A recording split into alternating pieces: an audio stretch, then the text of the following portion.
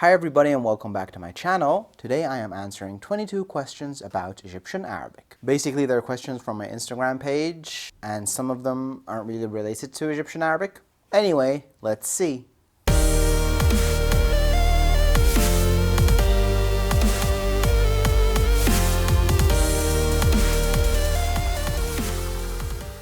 Right, so the first question says, why in some sentences there is ma inta instead of inta and dana instead of ana? Well, those are the words that we say when we begin to explain something. So what happened here? Ma huwa, and then you start to explain. So it's supposed to be ma huwa, meaning, so this is kind of like when someone asks you to explain something, like what happened, how did you break this, what happened here, and you're like, oh, so, well, this is, like when you say a bunch of stuff that doesn't really mean anything yet, you're still thinking, okay? So we say, ما هو أنت قلت لي da da da. So, which is like saying, well, you told me to do it, okay? And then the second part of this question is the ana, or the inta, for example. We add this da, meaning this.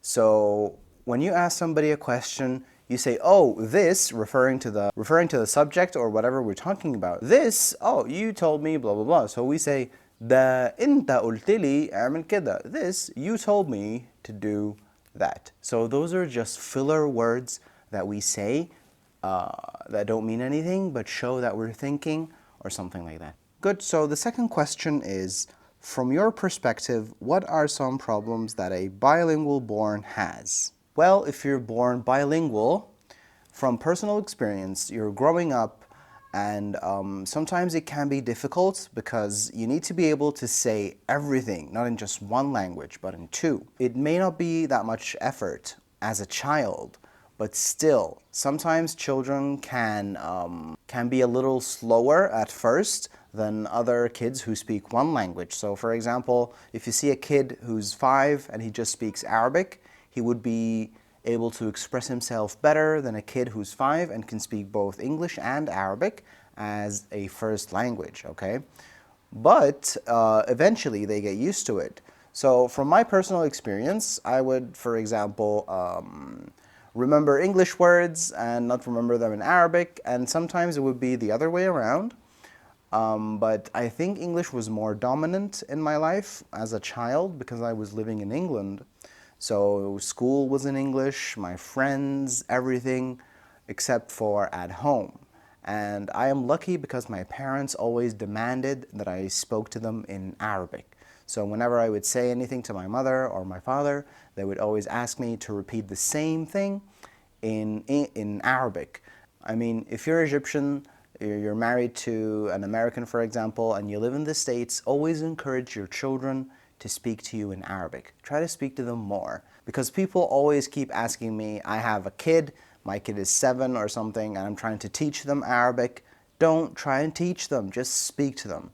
Show them what you're saying, okay? Like, iftah an-nur, turn on the light and show them, and year by year they're going to get so comfortable with it and they're going to be able to do it because they're still kids.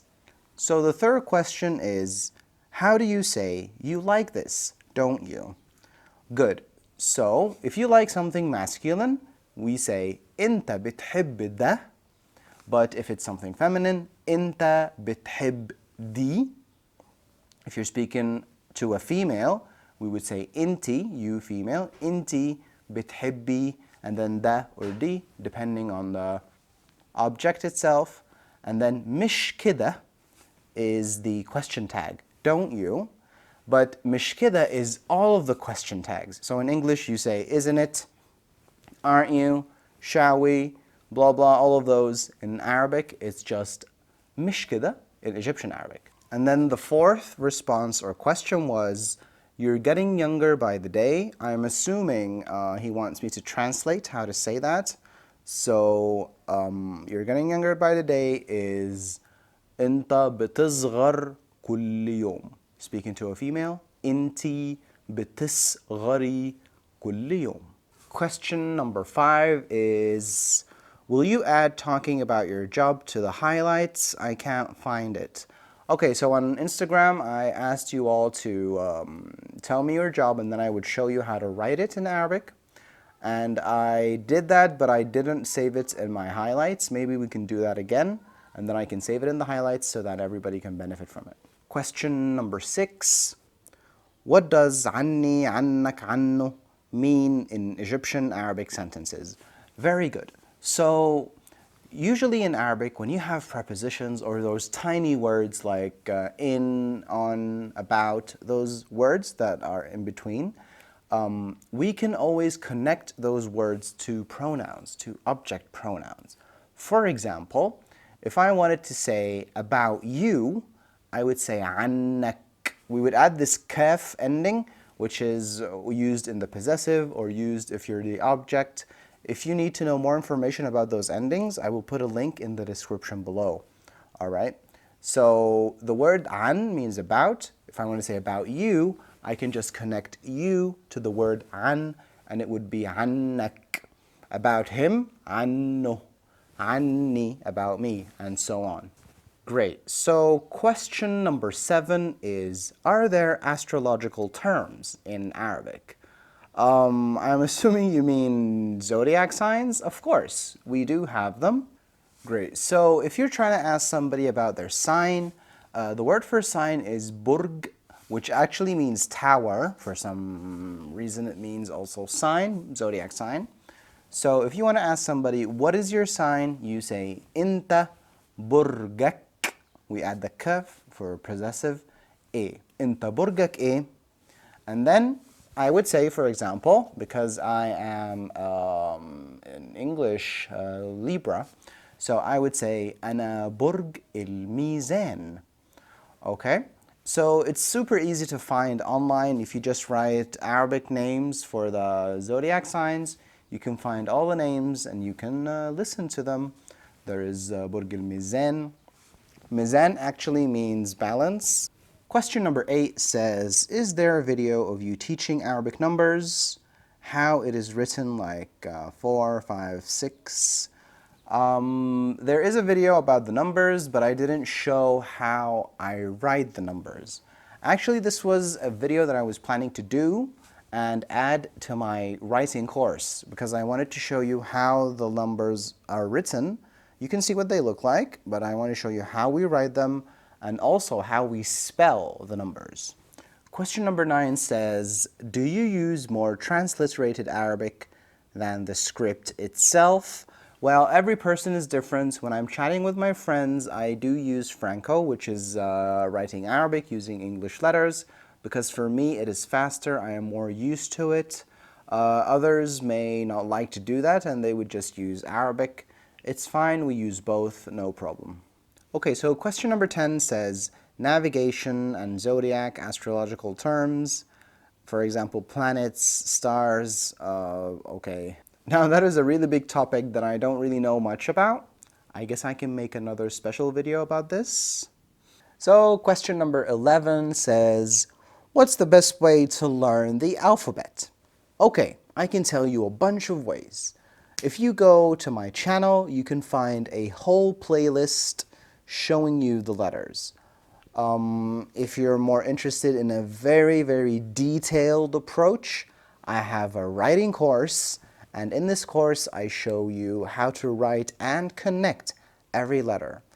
In just 7 days, you can be able to write Arabic. So, another way I can tell you, you can do it on your own, is you can teach yourself 4 letters per day and you'll be able to finish the whole alphabet in just 7 days. Now, question number 12 says, how to say, what are you doing is wrong. What you're doing is wrong. Okay, very simple. اللي بتعمله غلط. If you're speaking to a male, اللي بتعمليه غلط. If you're speaking to a female, the difference is E at the end for a female. If you don't understand why there is this E, you can watch some of my videos about verb conjugations. The link is in the description below. Now the next question says, are there any tricks for memorizing irregular verb conjugations? Okay, so right now in front of you, I am showing you an irregular verb, which is قول, which is say. When the verb has waw, alif, or ye in the middle, it's an irregular verb. Why is it irregular? Because the root of the verb looks different when we conjugate for huwa, hiya, and humma. How? Well, simply the waw becomes alif. For example, أنا بقول, أنت بتقول, أنت بتقولي, أنتوا بتقولوا, and then هو. Now we say al.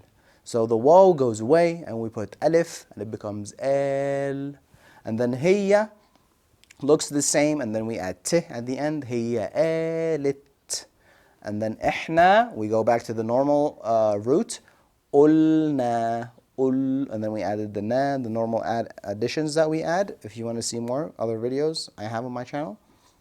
And then humma is like huwa, and then we add lu, u at the end. Humma alu. So basically, this is the trick of how you can remember. It's the same endings that you already know, but just remember that with huwa and hiya, we replace it with alif instead of just using the normal root. And this is, by the way, for the past tense. This is a very detailed topic and it kind of needs a video on its own, so hopefully in the future I can do that. So the next question says, sentences is اتشرفت بمعرفتك. What is معرف in this? I know عارف, but what is معرف? Okay, so this question is asking, what does اتشرفت بمعرفتك means? اتشرفت means I am honored. بمعرفتك means getting to know you. So عارف, I know. معرفة is also knowing, but like when you get to know somebody. Okay? So when you want to ask somebody to get to know each other, we don't say ممكن أعرفك. We say ممكن نتعرف, which means can we get to know each other? And the noun is معرفة. So anyway, when you meet somebody, we say اتشرفت بمعرفتك. بمعرفتك. The next question says, how do you say that made me feel? And we say ده خلاني أحس. And then you say إني, that I, blah blah blah. ده خلاني أحس إني مبسوطة. That made me feel that I am happy. The next question says, in one of your videos you said لا والله ما شفته. Why ما شفته? Why not ما شفتوش? Very good. Whenever we say wallahi before negating, sheen at the end goes away. Always remember, whenever we add stuff in the beginning, we sometimes can take away sheen from the end. So, لا والله ما شفته. But if you don't say wallahi, you say لا ما شفتوش. Now, the next question we have is actually in Arabic. It says الموضوع اللي كنا بنتكلمه قبل كده، الفرق في الفعل بين استخدام حرف الباء وبدونه. مثلا أنا بتعلم، أنا أتعلم. So this question is basically asking about conjugations. What's the difference between the verb when it starts with be or it starts with alif? Well, that's very simple. When you have the verb as the first verb, it starts with be, but if it's the second verb, the conjugation starts with alif, like I mentioned in my other videos before. So, for example, the word he wrote here is بتعلم, which means I learn. So, أنا بتعلم, this is the first verb, I learn or I'm learning. If it's the second verb, I want to learn, for example, أنا عاوز أتعلم. So that is the difference between بتعلم and أتعلم. So the next question is, how do you say something like, she told me to tell you that blah blah blah? Well, it's the same idea when you have two verbs or one verb. So, for example, هي قالت لي, قالت, I mentioned it in the questions before, قالت لي, she told me to tell you, أقول لك. So the second verb starts with a, even if it's in the past, because the second verb doesn't change anyway, just like in English. I wanted to tell you, I want to tell you. It's the same thing, it's always to tell you, the second verb, so it's the same thing in Egyptian Arabic. So هي قالت لي أقول لك. kaza, kaza, kaza. What does kaza, kaza, kaza mean? Answer in the comments below.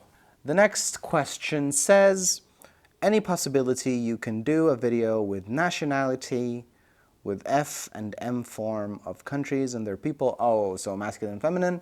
Well, that's easy. Let me tell you some nationalities right now. The first one is Egypt. We say Masr, Masri, or Masriya. So you say the name of the country and then you say E. So Masr, Egypt, Masri, and that is masculine. Feminine, at-ta marbuta, Masriya. If it's America, we say America, and then the same thing, Ameriki or Amerikiya. Let's try another country, Faransa, which is France. We say Faransi, Faransiya, or Faransewi, Faransiya. Another country would be Germany, Almania. We would say Almani, Almaniya. You get the pattern, right? Now, this next question I am going to ignore. The next one says, I have difficulty using illi, ala. Can you please explain me when to use it and how to use it in a what? In a sentence. So the word ala means on. So for example, المفتاح على الترابيزة. The key is on the table. Very simple. And the other word, illi. Now this is the relative pronoun. If you don't know what that means, well, the relative pronoun is the word that is referring to something before. For example, do you remember the place where we met? This word where is relating to the place. Do you remember the person who did this? Who is referring to the person. Do you remember that thing that I blah blah blah? That is referring to the thing. So all those words, all those relative pronouns in Egyptian Arabic is just illi. This one word is all of them. Okay? So أنا في المكان, I'm in the place, اللي قلت لك عنه. I'm in the place I told you about. عنه. Remember عنه? I mentioned it in the beginning. Now, this next question is very important, and I think many people have this problem. It says, I can understand standard Arabic, but I can understand Egyptian Arabic. You mean can't, right? Please tell me what to do. Very good. So, if you know standard Arabic already, this means you have a very good foundation that you can tweak a little bit. So what you need to do is start to learn the different words, okay? For example, in standard Arabic we say كيف حالك, but in Egyptian we say ازيك. So you need to learn those differences. Just try to get those differences and learn them.